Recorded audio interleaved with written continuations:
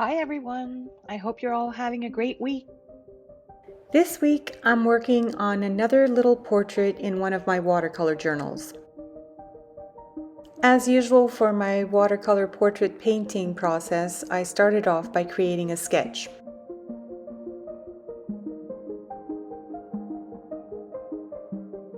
Then I started adding color to my portrait by using my Decadent Pies watercolor set.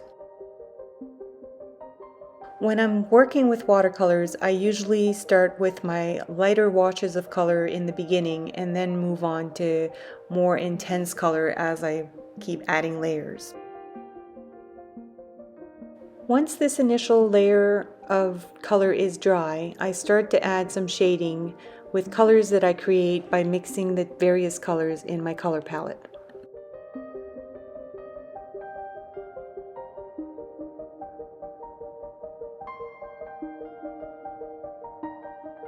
Using a clean, damp brush, I start to smooth out the lines of my shading.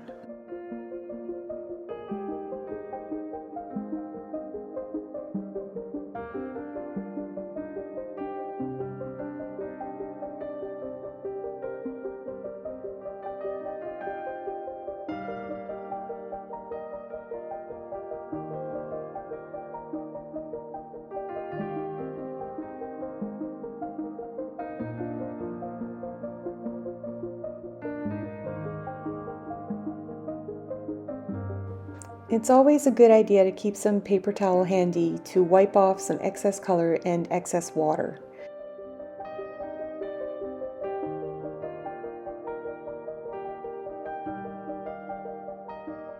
Shading really creates a lot of dimension for a painting, and I'm always excited to see my painting change as I'm going through this process.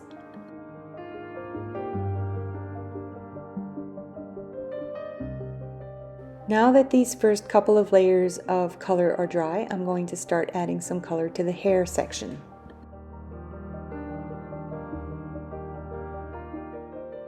As a reminder, I'm continuing to work from lightest shades to darkest shades.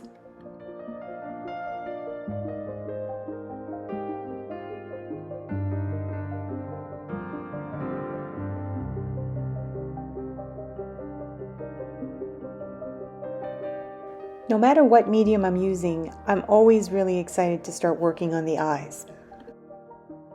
As a kid, I spent a lot of time drawing eyes. They really fascinate me, and I guess they really are a person's window to their soul.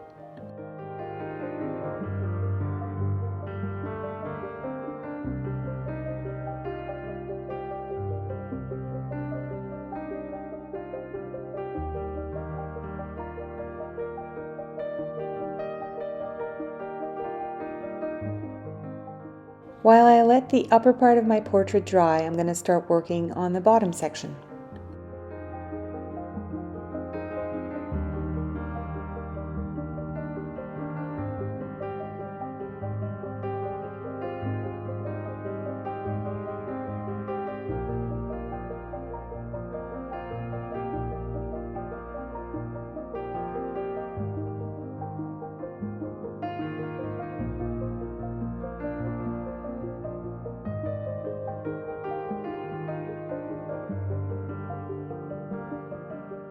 Using a more intense version of the first color I added to my portrait's hair, I'm going to start adding some details to this section.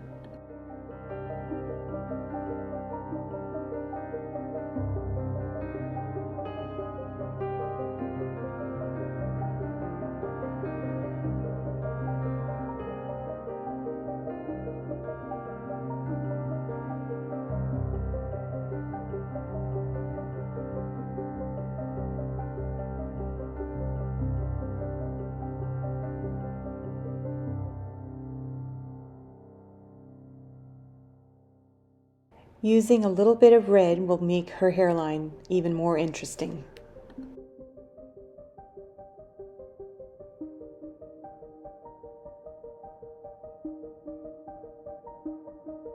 Adding just a little bit of darker green right underneath her top eyelid will add more dimension to her eyes.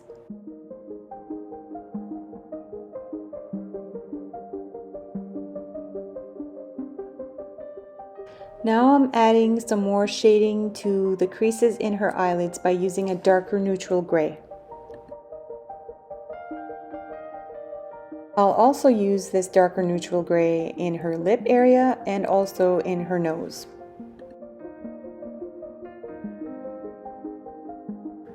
The more my shading progresses, the more interesting my portrait becomes.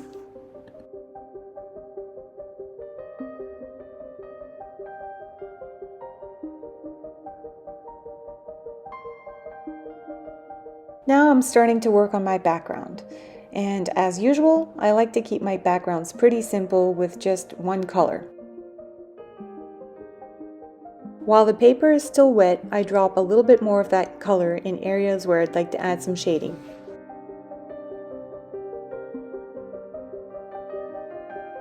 My left shoulder on the portrait must not have been dry enough because it seems like the blue paint started to bleed a little bit into the skin tones. So I'm using a clean, damp brush and some paper towel to wipe some of that paint out.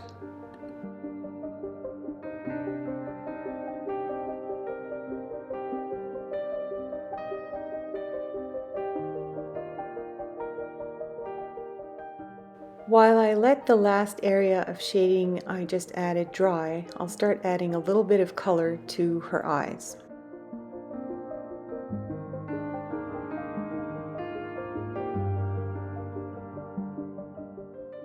Now it's time to pull out my black markers and I'm going to start adding some more details to her eyes and really make them come to life.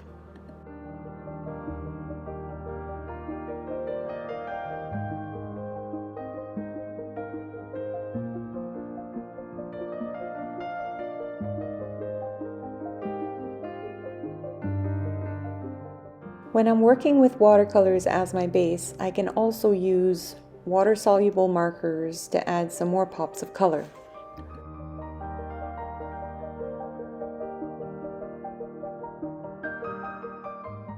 First, I add the color using the marker, and then I use a damp brush to start blending the color. Using these water-soluble markers, I can also paint some of that color on a washable surface, and then using a damp brush, I can pick up some of that color and apply it to different places in my painting.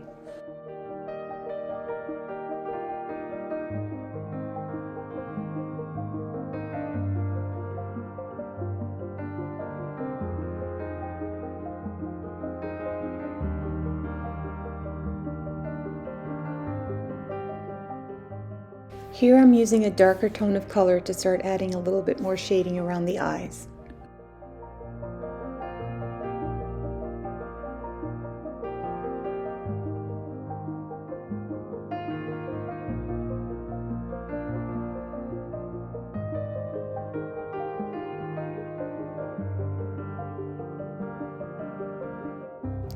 Time for some eyelashes.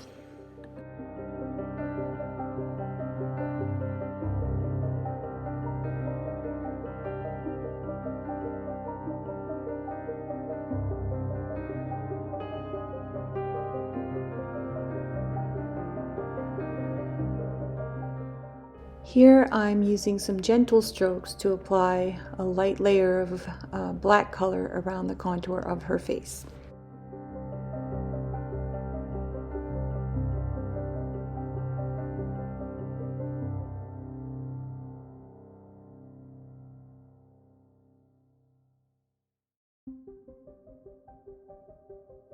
Using a few different shades of green, I'm now going to add a few pops of color in her eyes. I'm using Neocolor 2 water-soluble crayons, but since I'm not going to add any water to this area, you could use regular wax crayons.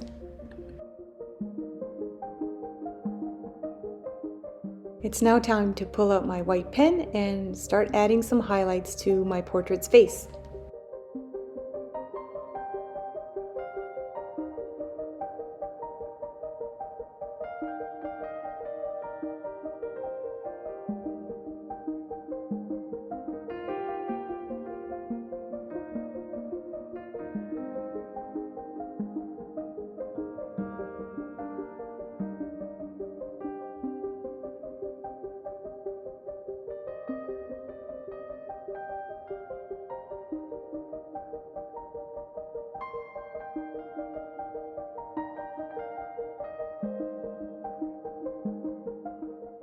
Using the same white pen, I'm adding some stars to the background.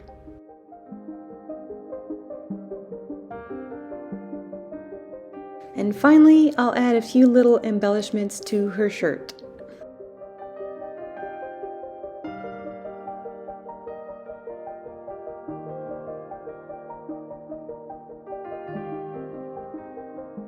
It's been a fun little painting to create, and I hope you enjoyed watching this video as much as I enjoyed making the painting. Thanks again for watching. I hope you have a wonderful week and happy creating!